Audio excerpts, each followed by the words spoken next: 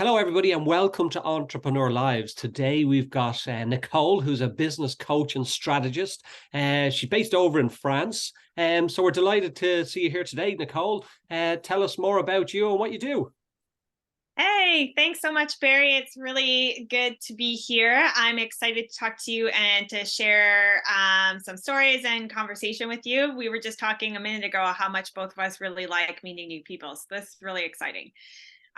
So I'm a business coach and strategist. So what that means is I do both consulting and I do coaching. So there's two different ways people can work with me. Either I can help them build their business, or I can do some of the back end stuff and build it themselves. But I'm really passionate about empowering entrepreneurs to really understand their businesses, really understand how and what it means to be a business owner and how to set the foundations for success, because I really found that a lot of my fellow entrepreneurs were really struggling to even just understand the basics of making a strategy, for example, for marketing, or even a strategy, just a 1 year plan, a 5 year plan for their business, and kind of goal setting really kind of tripped them up.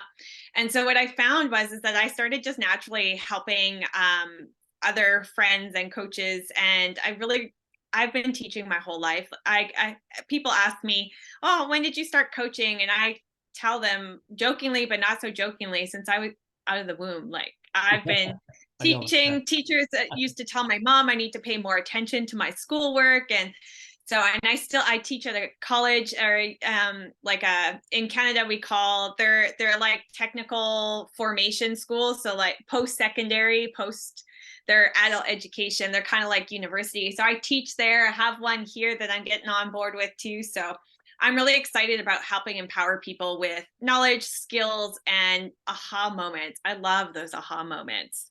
Yeah, no, it's really great. I suppose we find, when you get to the stage where you're really experienced in what you do, I still have people saying to me, what's your biggest challenge? And, I sometimes I try to figure out what I'm going to say to them because I don't feel like I have any challenges, and when people sometimes reply with that, you go, well, you're lying. But the reality of it is when, I've been in business 33 years and now I teach other people how to do and how to grow and performance and so forth, and do what they want to do with their life and their business.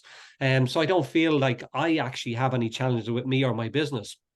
And I suppose when we look at and talk to entrepreneurs, sometimes they may tell us they don't, but we know they do. But genuinely, I think, like what you've just said there, it's almost like when you get to that stage, it's easy to work with a client because you'll pick up where the problem is. They might not tell you what it is, but you'll Yeah. pick up where it is. Yeah. So Yeah. let's go back a bit. Like, so since you come out Yeah. of the womb, you've been, doing all this, but tell me some of the challenges maybe that you had, not now, but some of the challenges that you had when you were growing as an entrepreneur. Well, in the beginning, I actually started in the coaching and entrepreneurship realm as a wellness practitioner. So I have a background in yoga, in nutrition, and energy healing. Yeah. And I found that the biggest challenge back then was that I had absolutely no idea where to find clients, how to make, what kind of marketing materials I needed. Should I do flyers? Granted, it was back in 2015. Flyers were kind of sort of still a thing back then. They're not so much these days. They still work, but Yeah. so it was just kind of understanding not only how to find clients, but then also what to do with them, how to manage them, how to nurture. Even then, people were talking about nurturing your audience, and because the internet was starting to get to be more and more used for marketing. Yeah. But it's still, especially social media, was still total blur. Had absolutely no idea, didn't even have an interest in using it, and there's this whole untapped potential there. So for me, it was really a challenge to understand not only how to find clients, but how to keep them coming back, and Yeah. how to do the daily processes that made me feel empowered, Yeah. so that I wasn't feeling either overwhelmed with too many people coming in and I didn't know what to do with them, or crickets. And you're kind of sitting there twiddling your thumbs and you're like, I don't even know what to do to change this. Yeah.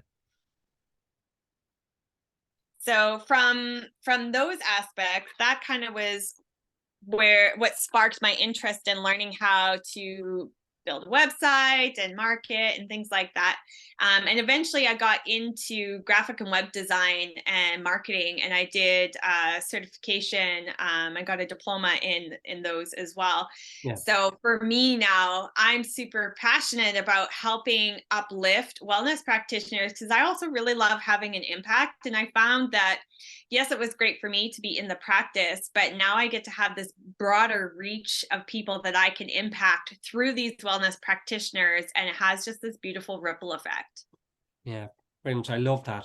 And what is, I suppose, something that you can share that, could help somebody that may be, out there and trying to figure it all out. They're going through that, the challenges with, can't get leads, then they get a few leads, then they can't get clients, then they get a client, and then they think, here we go. And then they end up being stuck. And, in Mm. most cases, they get a problem with their confidence as a result of giving themselves so much grief because they can't get it. But it happens to everybody, and we shouldn't give ourselves a hard time. But what could you add to that for somebody in that position that could maybe help them right now?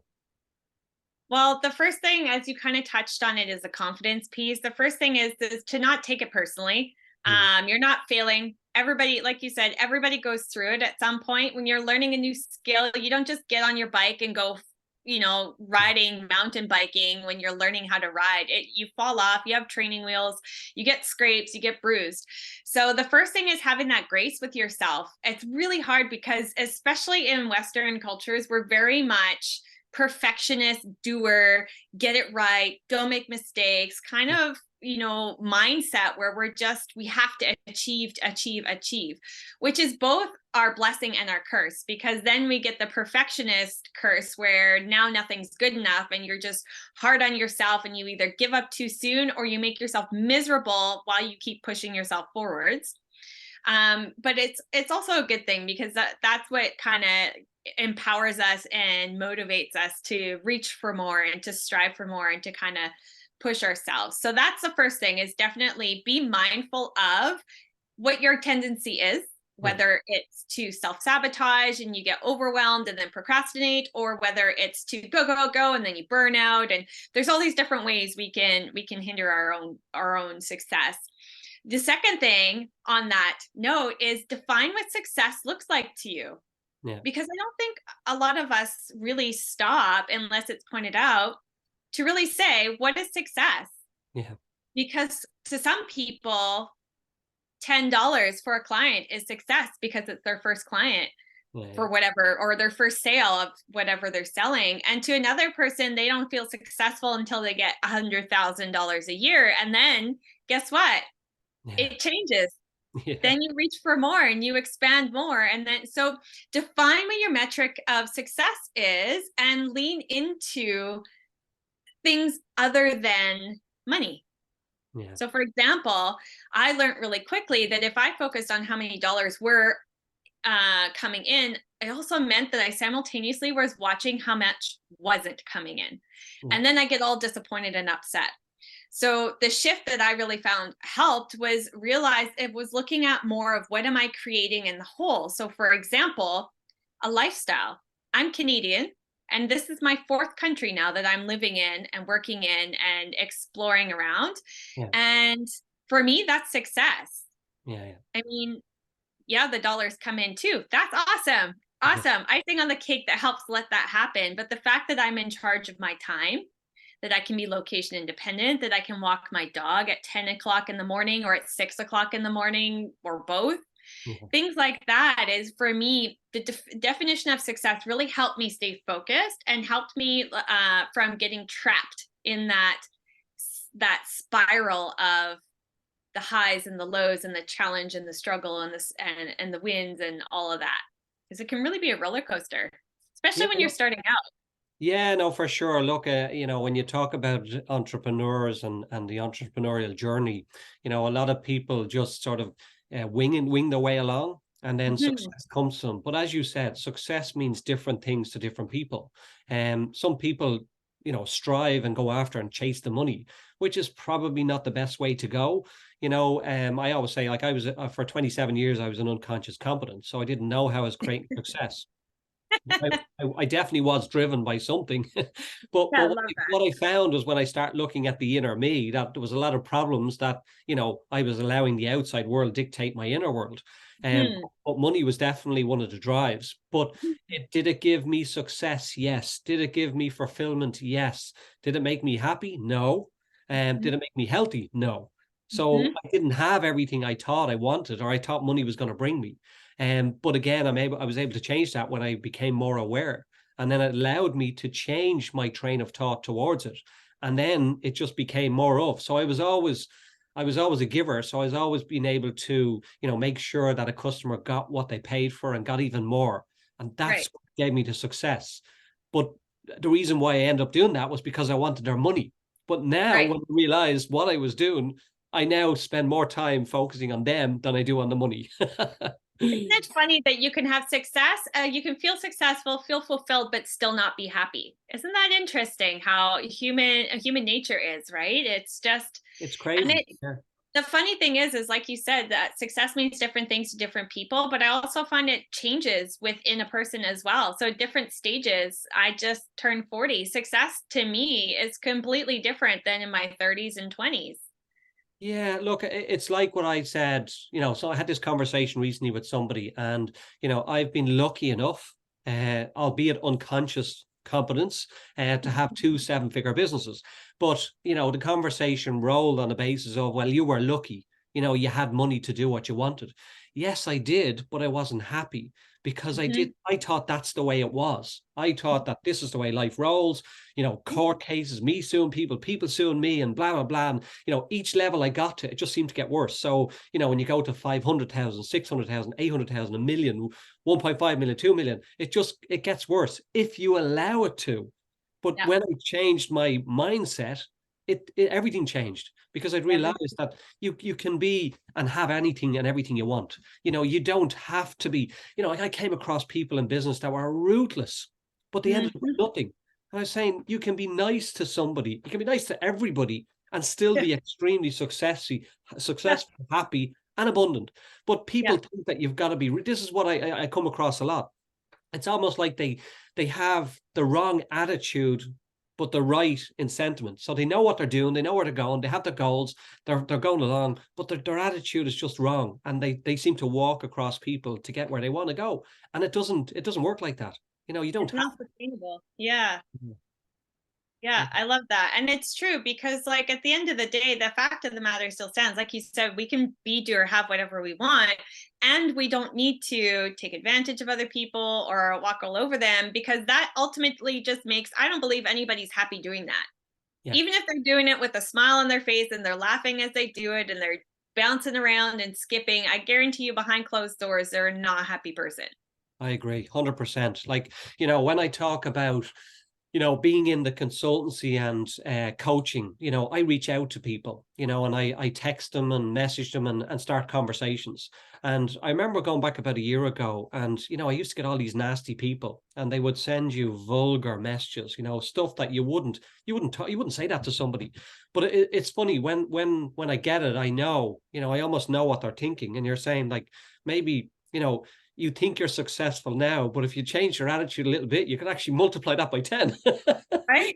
But you can't say that to somebody. You can't tell them that, like, your attitude stinks, but if you change it, because it's just the way it is. But that's the Yeah. reality. I had a guy today. I got a message from, was on LinkedIn. It was one of my VAs sent it through, and he came back and he said, unfortunately, I'm not interested. Please stop texting me. I find you unscrupulous and arrogant and ignorant with your tone. And I didn't even Oh, have a conversation with him, and he's telling me that. But you see, that to me, it sounds like he has a problem with him, not with me. Because yes. if you have to sit down and spend 5 minutes writing or replying to somebody, why would you do that? You Yeah. know, now I'm busy, so I don't need to I suppose, rile up somebody by replying something else to get them to respond back. So we end up with an hour of a conversation of, foaming from the mouth. Right. but anyway, it just amazes me sometimes, But if I look back at the unconscious competent me, maybe there was a little bit of that arrogance there with me at that time, whereas now I'm more aware of it. So it's almost like it's in control of your emotions and feelings. Yeah. And I think too, like the arrogance piece, to be honest, sometimes I feel like it's just unconscious confidence. So Yeah, it comes across as arrogance because you don't understand that you're actually just confident. And so like there's a subtle shift in that, right? So for me, I find it interesting when I look at a business owner or another human of any kind, and I want to just like project a judgment of, wow, aren't they arrogant? What I've found is actually if I start looking at it as confidence, I actually start to appreciate what they're doing. I yeah, mean, granted, if they're being jerks, that's that yeah, aspect of it, no. But the fact that they're confident, like there's this one career coach that I collaborate with and we mastermind together, sure. Lindsay, and she's so confident, she's from New York too, so she's got the New York mindset and attitude, and I just find her so fascinating because she just tells it like it is. Yeah, She's confident about what she says, and she knows exactly what she's doing, and that's why she's in corporate career coaching. And I'm just like, oh, I just love that, because at the end of the day, as entrepreneurs, that's what all we need to have is confidence in ourselves. And yeah, if it comes across as arrogance, that's information to know that maybe we're being too forceful yeah, yeah, with our confidence, and maybe we need to be more contained, like you said, that containing and managing of our own emotions. yeah, And I find as an entrepreneur, when I'm working with clients, they don't really understand just how deep the emotions and the personal development stuff actually impacts their business, yeah, yeah, for sure. actually impacts their success, actually impacts the dollars in their bank account, the clients that are booking or not booking with them. Mhm. And when we start working on those pieces, as well as building brands and websites and marketing strategies and things like that, Mhm. all of a sudden there's just like I wait for it, because it's just so, maybe you feel the same thing too. It's so fun to watch somebody go from apprehension, maybe even a bit of confusion and overwhelm, to having that aha moment where all of a sudden they're like, oh, I can do this. Yeah. Oh, I get it Yeah, now, that's true. right? Yeah, the Oh, transformation, yeah, it's unreal. so I, fun. I've seen it, happen many times. But what I find is that, and I suppose it was me as well, like what I said when I was the unconscious competent. When we look at, I suppose, people with sometimes the wrong attitude, it's not actually their fault. So Mhm. it's, you don't need to get annoyed with them because of the way they speak to you or whatever. Sometimes it can be just their beliefs. Sometimes it can be Yep. just the way they're educated and they believe that that's the way they should do it. Yep. And then, when you allow them to adapt into more communication skills, and you look at, reason, memory, intuition, and so forth, the will, when we start to look into them more and we start to realize how we can, communicate more effectively, then all of a sudden everything changes. And that's what happened to me. I realized that, I don't have to keep talking. I can listen to what someone's saying and communicate more effectively than me shooting my mouth off all the time and trying to tell someone, what they should be thinking. Yes. And actually, to be honest, that's why I went into the coaching space in the first place, is because when I was doing consulting, it was great to build websites for people, and it was great to build their brands and help them with marketing and things like that. But what I found was is that people are so much more successful when they're empowered with those things. Mhm. So when they're able to also see, oh, okay, so not only can I control my own emotions, but I can actually start, like you said, that communication piece, communicating and start like sharing my message in a different way, because at the end of the day, we're all communicating and selling to each other, whether we mean to or know it and conscious of it or not. It doesn't matter. When you put your clothes on in a day, you're selling yourself as a specific looking persona. This is me today, Nicole, in these clothes, in this hair, in this. So it's funny because a lot of the people that I work with, and again, coming back to one of the reasons I went into coaching is because I did realize that you can get so much more done by listening to somebody else work their own stuff out, Yeah, yeah. myself included. Like when I go to coaching, that's what I find. They give advice and insight and stuff, but if you just listen, people often work their own stuff out, and you just sit there and end up just supporting and empowering them through that. I worked with Bob Proctor. Oh And, yeah. yeah, 2019, I was over in Canada, and I was in his house, and I remember him saying, now it wasn't just me, there was lots of us there, but we'd done a week long training, and then we were back in his house for lunch with everybody. But something came up, and he turned around, and somebody had asked him a question, and he said, "What do you think the answer is?" And they were Hmm. going, "Oh yeah," and what he exactly said was, "Everybody knows the answer."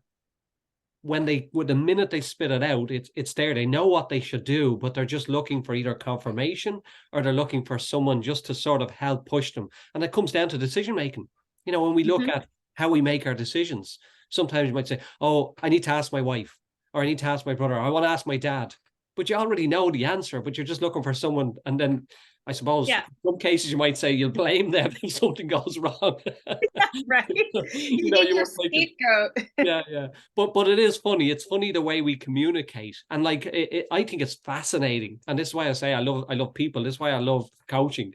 When you look at, you notice the difference between French people to Canadian people to maybe Irish people to Italian people.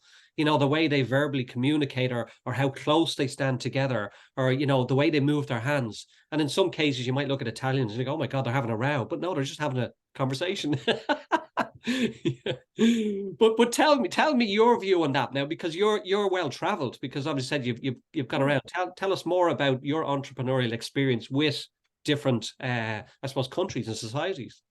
Yeah, well, I started my entrepreneurial journey in Vancouver, Canada. I was trying to start up my yoga teaching gig while I was still a flight attendant. And I actually just got to a point where something was just calling me. I needed to just up and leave. So I sold everything and I went on a intended round the world trip, but as you do, 3 months later I met a Kiwi man and I moved to New Zealand and didn't continue. So as it happens. Yeah. So I ended up in New Zealand, and that's where I built my first business, and I was really successful. I was paying, like I wasn't making a lot of money by like zero standards, Yeah. but for me, I basically replaced the income that I left in Canada and was paying bills and going on trips and funding, I like to travel. So I did a retreat here and there and things like that. So for me at that time, the dollars actually, that was kind of when I realized, oh, it's actually not about the dollars, although those are awesome. It's actually about this experience.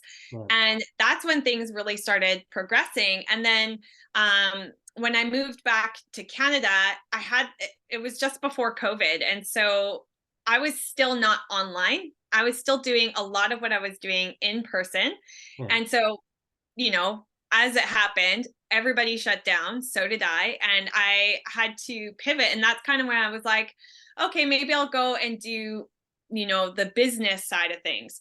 Mhm. But what I noticed a difference between Canada, because I also had a product-based business that I was selling in New Zealand that was booming. And when I brought it to Canada, it was so hard to get it off the ground. That's mad, isn't it? And Crazy. it was, it's acupressure mats, which are awesome and well known. But the problem is in New Zealand, because they're so isolated, it was like this awe and wonderful, like new and interesting. And I incorporated it with yoga and energy healing. And, I had a friend with music, and it was all this. Kiwis love a good workshop. Right. Okay. They love a good workshop. Canadians, no. You have to sell it to them, then they'll figure out if somebody else is going that they know. And if they go, they're still going to wait to see if something better comes up, and maybe they'll go, and yeah, okay, I'll go. But last minute, Canadians don't want to commit. Italians, I lived in Italy for a while. They're just, nope, that sounds weird.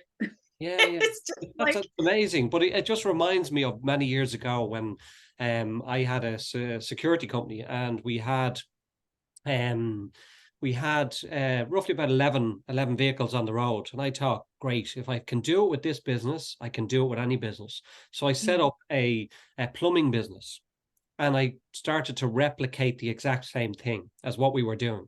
And then I set up an electrician business. So again, just service orientated. yeah. But neither of them were nowhere near as successful as the other one. We couldn't get it to the stage. And I was saying to myself, I don't understand. I'm applying the same principles. But I think it was just because it's not the same audience. It's a different audience in a different segment, in a different place, in a different way. And you've got to understand and know that sometimes the numbers just don't seem to make it. But Yeah. it is, I think, about the energy. So I was doing it because I thought I could make money. Whereas the other one, I'd given it so much passion and desire.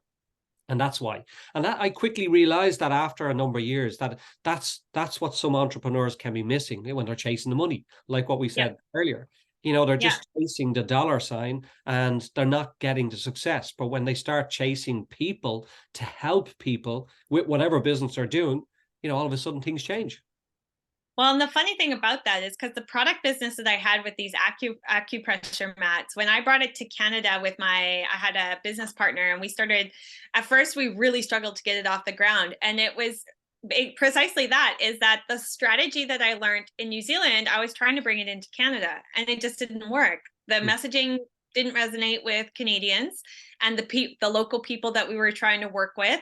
And we actually couldn't rely on word of mouth even which is what New Zealand was really great for, is somebody would tell somebody, that person would buy it, they try it, they tell it, so the word of mouth spread really fast in New Zealand, but it didn't do that in Canada. What we found we had to do is we just had to go to events. And so we had to shift our whole marketing strategy to focus on attending events and being live and at events without any intention to sell, which we always did. We always made a good chunk of money off of the events. But it's exactly like you said, it's about when we started focusing on giving people the experience, on just zero intention of just saying, hey, look at this weird spiky thing, do you want to come check it out, stand on it, see what it feels like, touch it, it's weird, isn't this a weird thing to be standing on in the middle of this big.